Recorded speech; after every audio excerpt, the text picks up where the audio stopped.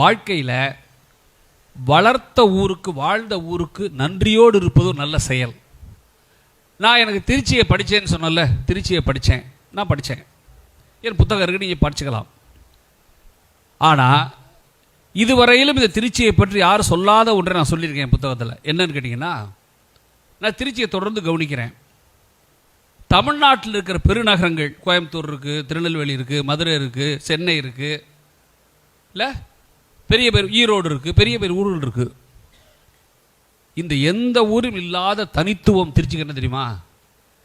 தமிழ்நாட்டில் சாதி கலவரமோ மதச்சண்டையோ நடக்காத தமிழ்நாட்டின் பெருநகரங்களில் திருச்சி தான் இருக்கிறதுன்னு மறந்துடாதீங்க.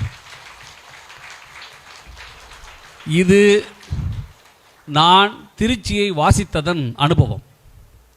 அப்புறம் ஒரு கேள்வி என்ன ஒரு இயல்பான, ஏன் இங்கே மட்டும் சாதி சண்டை மத கலவரம் நடக்கலை, ஏன் இங்கே மட்டும் அது நடக்கலை? ஒரு அடிப்படையான விஷயம் கல்வி, மறந்துடாதீங்க. ஒரு 10 வருஷத்துக்கு முன்னாடி திருச்சியை பற்றி யாரை போய் கேட்டிங்கனாலும் எஜுகேஷன் ஹப்னு சொல்லுவாங்க. அதை திருச்சியை நான் என்னுடைய நூலுக்காக ஒரு சின்ன புள்ளிவரத்தை சேகரித்தேன். அது என்னன்னு கேட்டால், கல்வி சிறந்த தமிழ்நாடுன்னு பாரதி சொன்னதெல்லாம் பாட்டு. ஆனால் பாரதி இந்த பாட்டு எழுதின போதெல்லாம் கல்வியில் தமிழ்நாடு சிறந்தெல்லாம் இல்லை, வெறும் 4% படிக்கலை, அதான் உண்மை. ஆனால் ஆசைப்பட்டான் பாரதி, அது வேறு. ஆனால் நான் திருச்சியில் உள்ள 8 கல்லூரிகளை மட்டும் ஆய்வு எடுத்துக்கிட்டேன். பழைய காலேஜ், நீங்கள் திருச்சியில் இருக்கிற கல்லூரிகளில் மிக பழைய கல்லூரின்னா பிஷப் தான், சின்ன பெயர் மாற்றத்தோடு.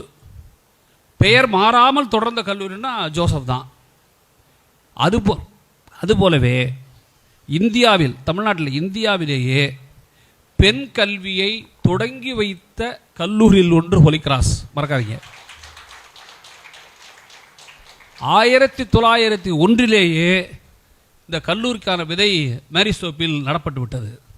சின்ன பள்ளிக்கூடமாக ஆரம்பித்தாங்க. அதில் முக்கியமான ஒன்று என்ன தெரியுமா உங்களுக்கு? முக்கியமான ஒன்று, இந்த கல்லூரியை தொடங்கிய சகோதரிகள் இருக்காங்கல்ல, இந்த கல்லூரி தொடங்கிய சகோதரிகள் பிரான்ஸ்லேருந்து தொடங்கினாங்க.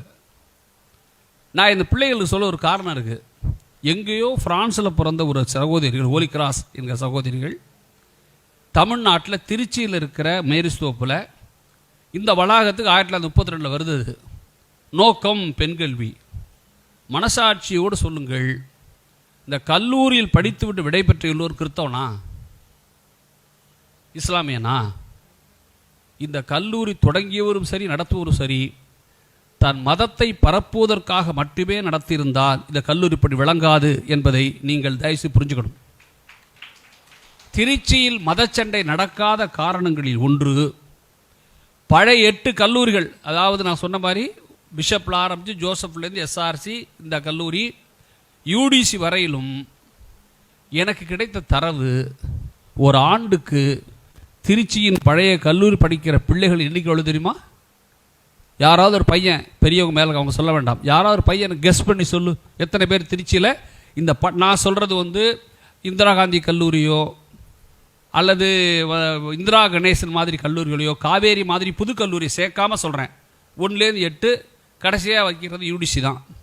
இந்த 8ல் மட்டும் படித்தவன் எத்தனை பேர் இருப்பான்னு நினைக்கிறேன்? யாராவது யூகிக்க முடியுமா? பசங்க பொண்ணுங்க சரி, நேரம் 1/2 மணி நேரம் தான். 55,100 பேர், மறந்துடாத, 55,100 பேர் படிக்கிறீங்க, மறக்காதீங்க. 8ல் மட்டும். ஏன் தமிழ்நாட்டில் திருச்சியில் சாதி சண்டை வரல தெரியுமா? இப்போ வெறும் 8 கல்லூரியில் மட்டுமே 55,100 பேர் படித்தால், மற்ற கல்லூரி சேர்த்துக்கிட்டீங்கன்னா இந்த கல்வி பரவி இருப்பதும் சாதிச்சண்டை நடக்காததற்கு மிக மிக முக்கிய காரணம் என்பதை நூலின் வழியாக நான் கண்டுணர்ந்தேன்.